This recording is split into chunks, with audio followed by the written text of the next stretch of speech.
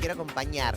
Sí, te quiero acompañar. Vamos a hablar de aquellas personas que tienen enfermedades limitantes para la vida. Esta noche en No Culpes. 261-300-1600, nuestro WhatsApp, Instagram, Facebook, @Replay Contenidos, nuestra zona digital.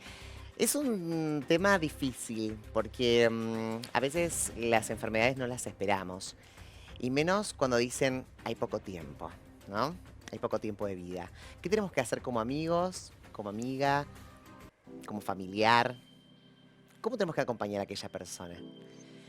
Ya están abiertas nuestras redes sociales y también nuestro WhatsApp está en línea para que te puedas comunicar y obviamente hacer todo tipo de consulta. Una noche para reflexionar, para aprender y para saber cómo pilotearla, que a veces es tan difícil. Ya está Javier Lamagrande, tanatólogo. Hola Javi, ¿cómo estás? Hola Goga, ¿cómo estás? Gracias por la invitación. Muy bien. Qué noche, ¿no? Y justamente queríamos hablar de esto. ¿Por qué? Porque en La Voz Argentina se presentó el ex senador Bullrich y, y lo que nos quedó a todos con el equipo de producción fue cómo acompañaba a la familia, ¿no? Y digo, ¿cómo tenemos que acompañarlo? Porque nosotros también tenemos tristeza por ver a la persona que amamos, que queremos, en una situación que no queremos verla. ¿Y cómo se hace? Vamos a compartir, ¿no?, lo que sucedía en La Voz Argentina, cómo acompañaba a aquella familia, ¿no?, también, y él también, cómo acompañaba a ella, pero esto sucedía, mira. Pero tenía la memoria de mi infancia, que había un piano en casa y nunca aprendí a tocarlo. Me dije, cuando sea padre voy a promover la música en mis hijos. Margarita fue la que más mostró la beta musical. Así cantamos King, Jorge Drexler y hacíamos dúos. Sí, empezamos. Queen era como lo que más escuchábamos, siempre, pero sí, también Jorge Drexler. Cantábamos mucho Colgando en tus manos. En la parte tipo del hombre y yo de la mujer y nos encantaba, era tipo nuestro dúo. ¿Vos como mamá ya sentías el talento de tu hija? Sí, por supuesto. Yo de chica también moría por cantar bien y bueno, hasta recé. Le pedí a Dios, por favor, mándame buena voz, pero bueno, se la regaló a mi hija.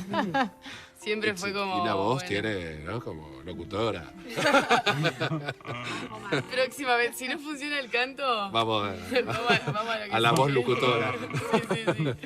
Bueno, y Esteban, ¿qué se siente acompañar a tu hija en este momento de tu vida? Siento mucho orgullo, mucha emoción. Estoy feliz porque veo a mi hija haciendo algo que la apasiona, siguiendo su corazón.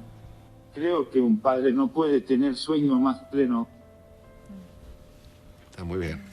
Bueno, ahí veíamos, Nos emociona ¿no?, todo, de escucharlo, acompañarse, ¿no, Javi? es Esto que es de, muy difícil.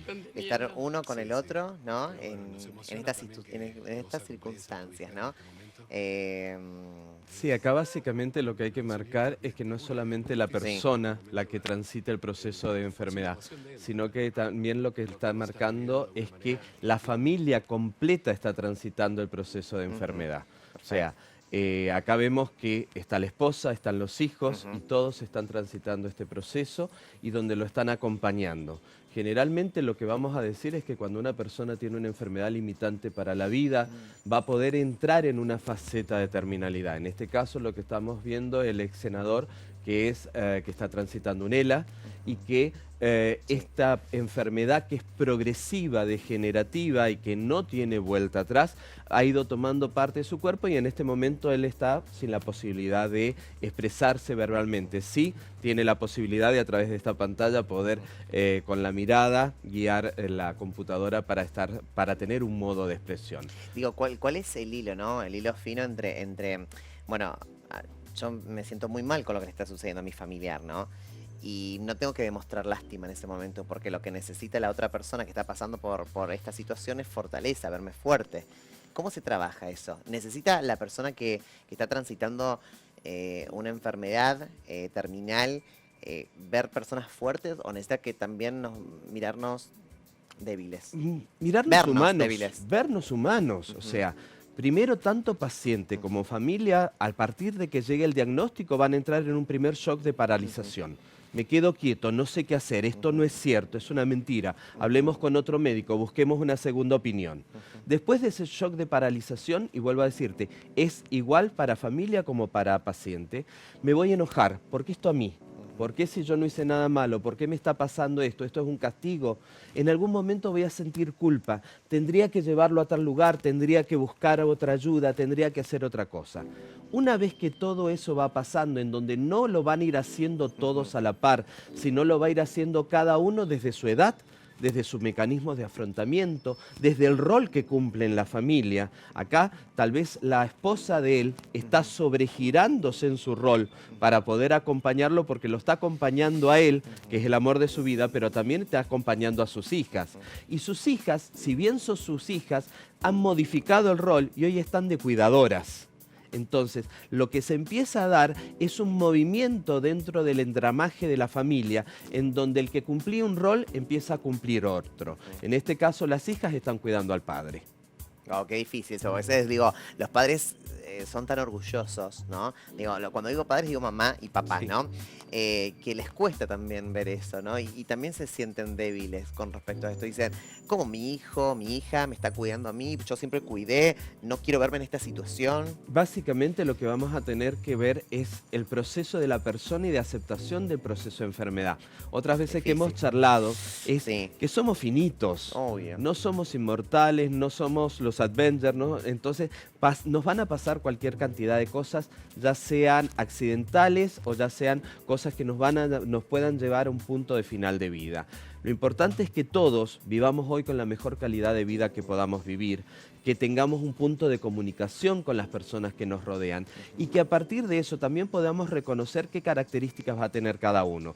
Tal vez dentro de mi equipo, de mi familia o de mi grupo, yo tenga a alguien que vaya a tomar la posta y que pueda liderazgo en eso. pararse y que pueda hablar con los médicos y que pueda tener la capacidad de tomar decisiones. Tal vez haya otro que no se sienta con esa capacidad y que sea el que tenga la posibilidad de hacer los trámites en la obra social o que sea el que llena la heladera para que tengamos la comida. Acá no siempre voy a tener que tener un primer lugar. Lo importante es que cada uno sea respetado en el rol que le corresponda. Y lo muy importante también es que no solamente hay que cuidar al paciente, sino que hay que cuidar al cuidador primario. En este caso, por lo que veíamos, la esposa es la que está en el rol de cuidador primaria. Entonces, todos los demás girar no solo en torno al paciente, sino girar en torno al cuidador primario para ver qué necesidades físicas y emocionales tiene. Perfecto. Wow, qué noche tan difícil, pero también hay que entender este tema y hay que asesorarnos, Y ¿no? es importante hablarlo y como te decía fuera del sí, aire, súper, la súper. semana pasada a nivel nacional Súper. hubo un evento muy importante que es que se declaró ley nacional la ley de Perfecto. cuidados paliativos, donde en este caso, donde estamos hablando de una enfermedad con características de terminalidad en final de vida, el equipo de cuidados paliativos tiene que estar preparado para acompañar al paciente y a la familia. Al paciente en el control de síntomas, porque un final de vida de una enfermedad como ELA o alguna otra enfermedad son complicados. Entonces, manejo del dolor, manejo de síntomas. Y acompañar psicoemocionalmente a todo el entorno para que puedan despedirse, para que puedan darse los tiempos, para que puedan valorar. Básicamente de este take que vimos es que ellos están juntos en un final de vida, pero están juntos y comunicándose. Qué bien, qué lindo. Voy a recibir al padre Daniel Caballero, el sacerdote, nuestro amigo. Dani, ¿cómo estás? Hola, hola Javi, qué lindo Hola, ¿cómo verte y estás? escucharlos a los dos. Muy bien. Y qué tema, qué importante poder acompañar esta etapa final, esta etapa limitante y que en muchos casos tiene también, como decía Javier muy bien, un carácter de terminalidad, acompañar no solo al paciente, al que sufre, al que padece, sino también a la familia.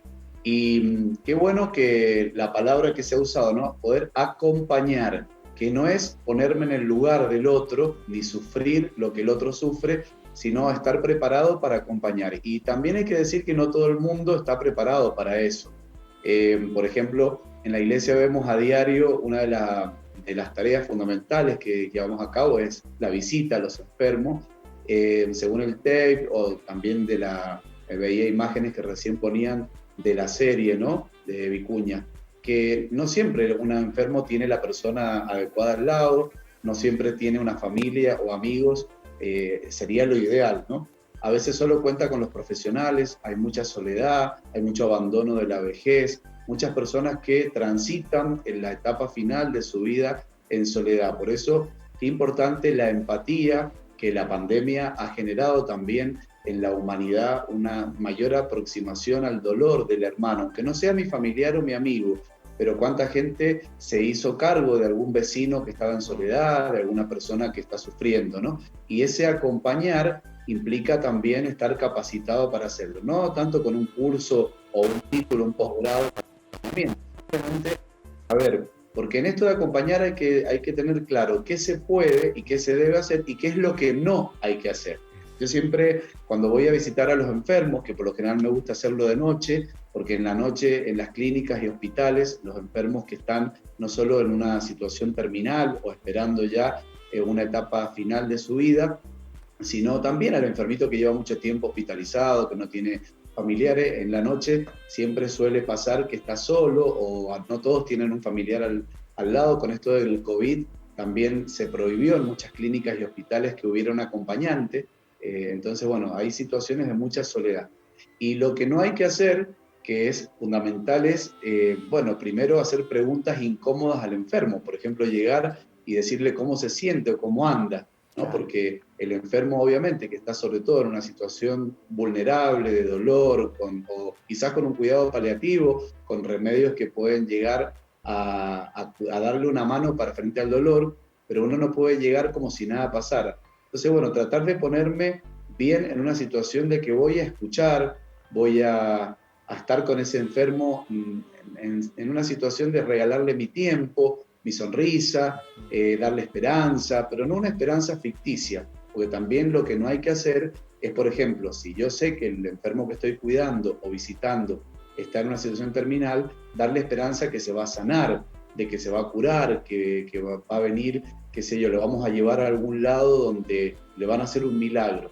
Siempre la esperanza tiene que venir de la mano de la realidad. Obviamente que la esperanza, dice el dicho, es lo último que se pierde. Nosotros en la iglesia, obvio que creemos en los milagros, ¿no? Pero tampoco darle una falsa esperanza a una persona que en lugar de ayudarla a morir con dignidad, en esto la podemos engañar. Y por eso hay algo que yo traigo a la mesa, Goga, Javi, que es el derecho de la persona que está enferma a la verdad. Porque vieron que en muchos casos se da que la familia decide no le vamos a contar que tiene cáncer, o no le vamos a decir que los estudios le han salido re mal y le queda poco tiempo, o que está en una situación de extrema gravedad por el accidente que tuvo y lo vamos a visitar a terapia y le damos falsas esperanzas. Cuando en realidad, obviamente, eso manifiesta el problema que tenemos nosotros los cuidadores y la familia por el afecto, pero la persona tiene derecho a saber en qué situación se encuentra para poder hacer el proceso de despedirse de la vida. Y también, en esto creo que Javi algo dijo muy lindo, la persona que transita una enfermedad terminal o limitante, que ya sabe de por sí que le queda muy poquito tiempo de vida en este mundo, entra en un proceso psicológico de encierro que se llama. O sea, todos los que vamos a visitarlo, la familia y todos los demás, somos totalmente secundarios. El enfermo terminal tiene como un primer yo muy inflado, que es su historia, su vida, lo que no pudo hacer, lo que ya no va a hacer nunca más, y empieza como a descubrir un mundo interior que quizás no lo había desplegado en otro tiempo de su vida. Por lo tanto, hay que respetar también esa privacidad de no invadir todo el tiempo al enfermo y dejarlo que haga su proceso interior, que no hay miedo que el enfermo terminal esté en algún momento solito, que pueda rezar, que pueda encontrarse con su conciencia. Acompañar también significa estar al lado, sin estar hablando todo el tiempo o transmitiéndole cosas para cansar al enfermo y de tal modo llenarle la cabeza y el corazón, ¿no? Creo que hay que capacitarse para saber lo que hay que hacer, pero también fundamental lo que no hay que hacer con un enfermo. Sí, total, ¿no? Y digo, fundamental lo que estás diciendo, eso de cuál es el límite, ¿no, Javi? Y ahí se nos complica y por eso está bueno tener a ambos, tanto a Dani como vos, para que también nos asesoren a todos, a aquellos que estamos presentes acá y a aquellos que están en su casa mirándonos, de qué cosa no. Por ejemplo, escuchábamos a Daniel decir de cómo te sentís, de preguntarle eso, si saben que están mal. Y a veces es verdad que nos sale como, bueno, ¿cómo te sentís? ¿Estás mejor? Y es más, hay una esperanza y una ilusión de uno que la otra persona. Entonces, no, vas a estar bien, no, vas a sanar, no, vas a...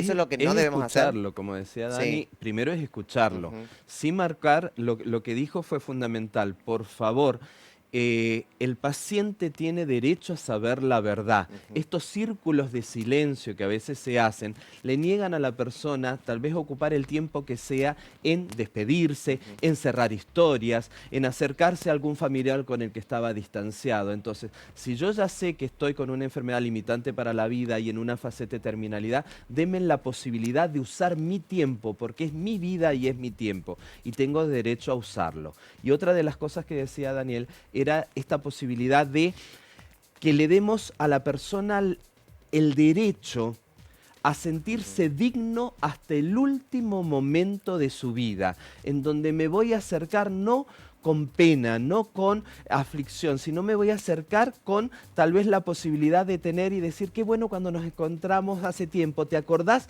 Voy a trabajar memorias biográficas positivas, voy a decirle a la persona que fue muy valiosa para mí, que yo aprendí muchas cosas de esa persona, y donde tal vez en esos recuerdos lo que le esté ayudando es a que tenga sentido su vida y que se dé cuenta que este tiempo que transcurrió en la Tierra tuvo sentido y para mí fue muy importante. Las memorias biográficas positivas y por el otro lado, darle la tranquilidad, si soy un familiar directo, de que todas las herramientas que me enseñó las tomé y me valen. Entonces que puede irse tranquilo, que puede irse en paz, Bueno, eso. porque me hizo mucho bien todo lo que me enseñó y lo voy a poder poner en práctica. Qué bien eso, qué lindo Exacto. eso. Y cuánto tenemos que aprender, ¿no? Digo, está bueno hablarlo para visibilizarlo y para tomar conciencia, pero cuánto nos cuesta, ¿no? Porque a veces se nos parte el alma ver a un familiar así, no sabemos cómo reaccionar y cómo accionar. Pero sin lugar a dudas tenemos que ser conscientes, tenemos que respirar profundo y buscar las herramientas para acompañarlo o acompañarla de la mejor manera. Que ese es el Y ser objetivo, ¿no? ser muy humanos, ser normales, Ujú. porque los extremos, salió hace ratito, ¿no?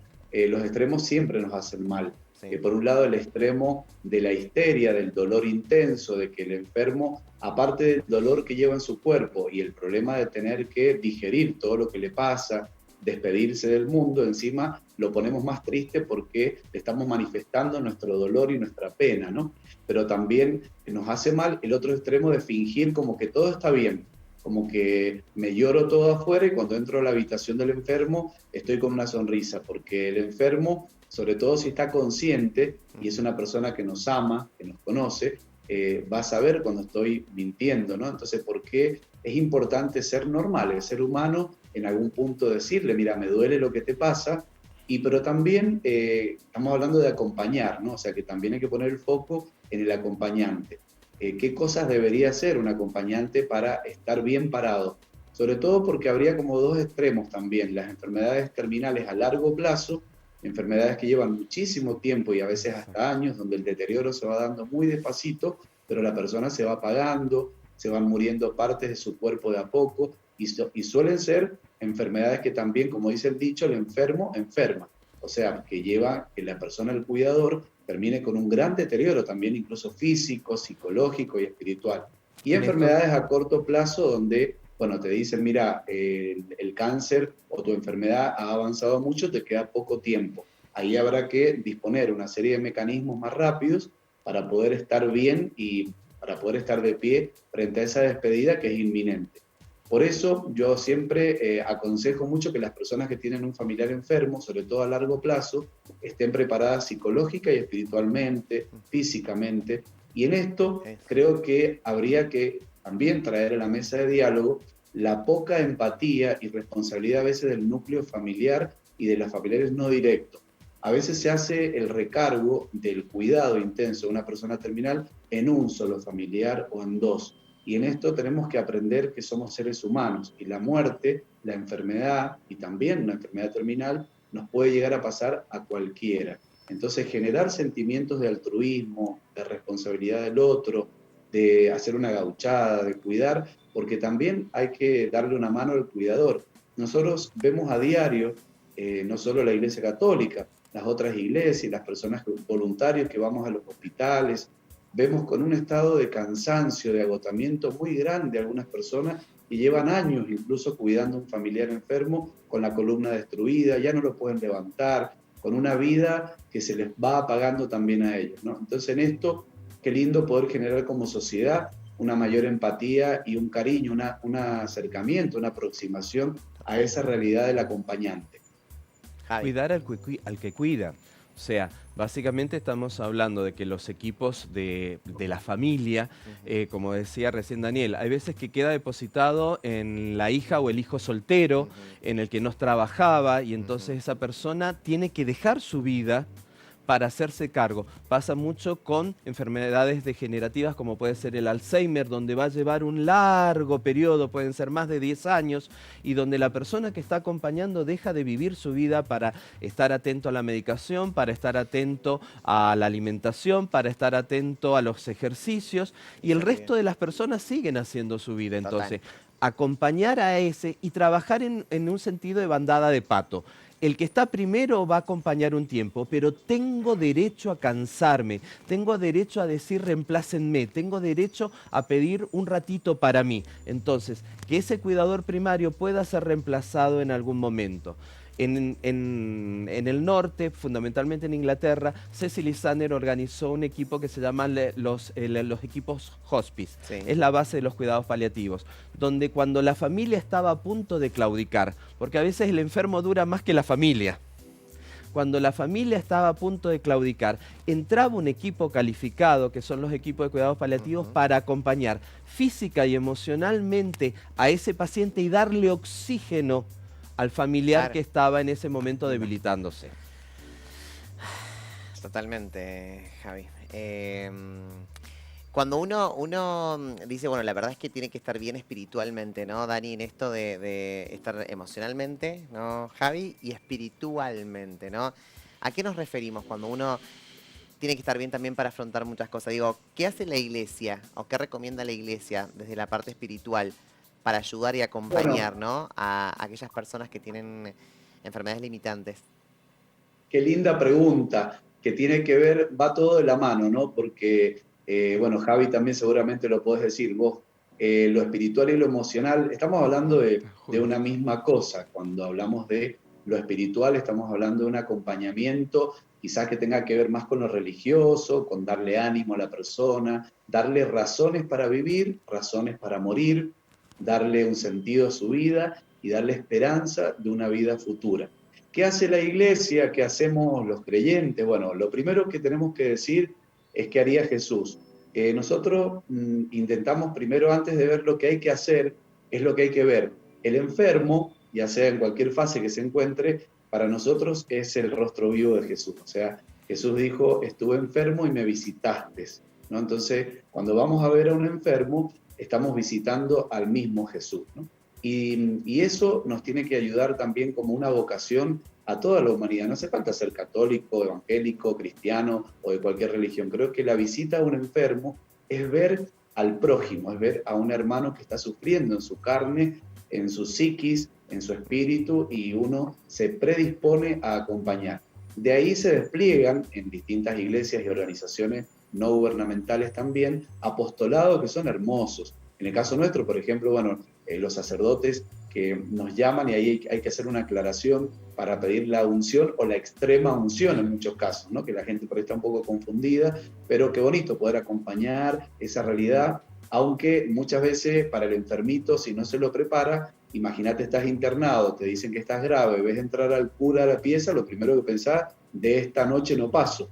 Entonces a mí me ha pasado miles de veces que no se lo prepara el enfermo y algún familiar quizás llama al sacerdote y bueno, por eso preguntamos siempre primero si realmente la persona quiere recibir una visita espiritual, porque no hay que invadir el espacio del enfermo, hay que respetar mucho su opción, lo que él quiere hacer, ¿no? Pero sí, es cierto que la iglesia está muy presente, es uno de los apostolados que también tenemos, por ejemplo, esto que decía Javi de Estados Unidos.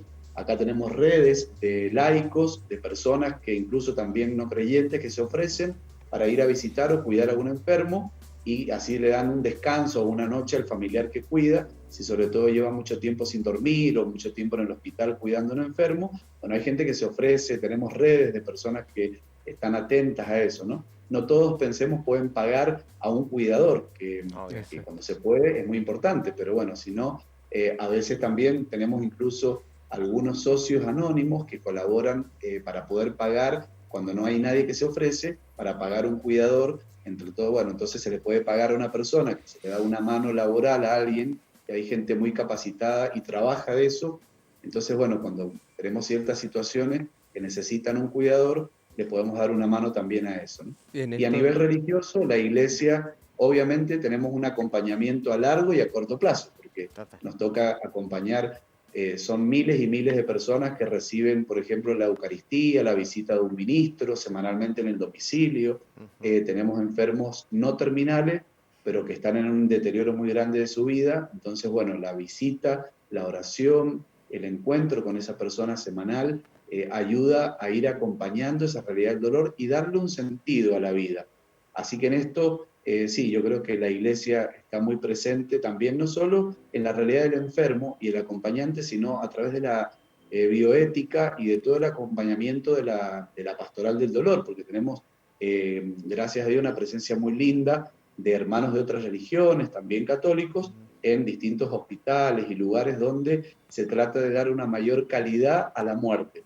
Porque así como hay que cuidar la calidad de vida, también hay que velar para que el paciente no muera en un encarnizamiento terapéutico, y para eso hay profesionales que han permitido que los religiosos estemos presentes aportando también criterios éticos a la hora de la muerte, ¿sí? Porque a veces se trata de sostener la vida a toda costa, cuando en realidad la persona hay que ayudarla a morir con dignidad, y para qué encarnizarse tanto en sostenerla si ya se quiere despedir, que suena más a los familiares que no quieren largarla a la persona, ¿no es cierto?, para que muera, que al mismo paciente.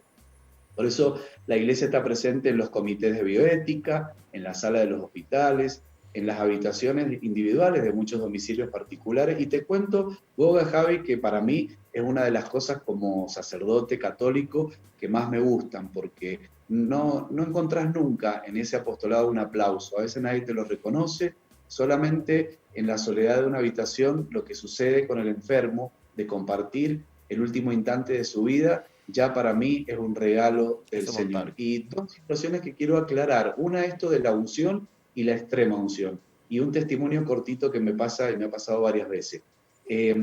Yo aconsejo que si vamos a llamar a un ministro, siempre hay que respetar la fe y la voluntad del paciente. Eso es lo fundamental. Si realmente quiere recibir y si está preparado, porque a veces se entiende mal, ¿no? Y si está consciente la persona, mucho mejor. No esperar al momento que ya esté en terapia o en estado terminal, cuando en realidad se podría aprovechar un momento para celebrar con el paciente ese instante, ¿no? Si está en un estado terminal de inconsciencia, igual lo vamos a visitar, le damos la unción, obviamente, pero siempre es mucho mejor. Por lo tanto, no existe la extrema unción, sino que siempre es una visita al enfermo, con unción, con una oración, con un encuentro. Como testimonio, me han pasado dos cosas muy fuertes, que he visto, como dicen muchos, no sé si Javi vos lo has escuchado, lo de la mejoría de la muerte. Sí. Me han llamado muchas veces de pacientes que estaban en estado terminal, en coma, ya inconsciente, y cuando he entrado a la terapia o a la habitación a verlos, se han podido confesar, han podido charlar, han podido llorar conmigo, nos hemos reído. Yo por ahí siempre les hago chistes de River, de Boca, de lo que sea, para descomprimir la situación. Y a los 15 minutos me llaman, o al ratito, que la persona se despidió, ¿no? Se ve como que necesitaba eso. Y un pequeño milagrito, les largo así porque una cosa que es muy linda. Cuando era cura de Luzuriaga, me llamaron un día a las 3 de la mañana de un accidente muy grave que hubo en el Hospital Central. Yo salí por la gravedad, mucho frío, en pijama. Me acuerdo que salí como estaba, en el auto, y tenía que llegar rápido porque el mensaje decía: se me muere mi mamá. Bueno, dije: Señor, que sea lo que Dios quiera. Y desde Luzuriaga hasta el Hospital Central me encontré primero todos los semáforos en verde, y cuando iba llegando a un semáforo se ponía en verde. Pude llegar al hospital, darle la unción a la mamá falleció a los pocos minutos, y cuando salí muy entre triste por toda la situación, pero también con el gozo de haber llegado a tiempo, ¿no? Me llama una chica del cuarto piso y me pidió por favor que fuera a ver a su papá, ¿no? Que también estaba en una situación, y me quedé una hora charlando con el hombre y falleció el otro día, también estaba en un estado de gravedad.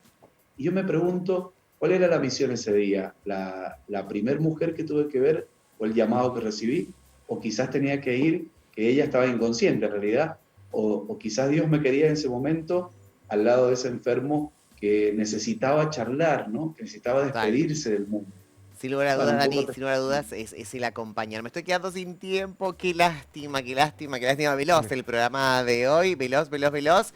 Pero sin lugar a dudas vamos a seguir hablando de esto, porque es algo que nos compete a todos. Gracias, Dani, gracias, Javi. Me estoy quedando sin Por tiempo. favor. Siempre es un placer tenerlos a ambos acá. A vos que estás en casa, muchísimas gracias por acompañarnos como todas las noches. Recordá que tenés que acompañar, abrazar, amar, querer. En este mundo venimos a eso.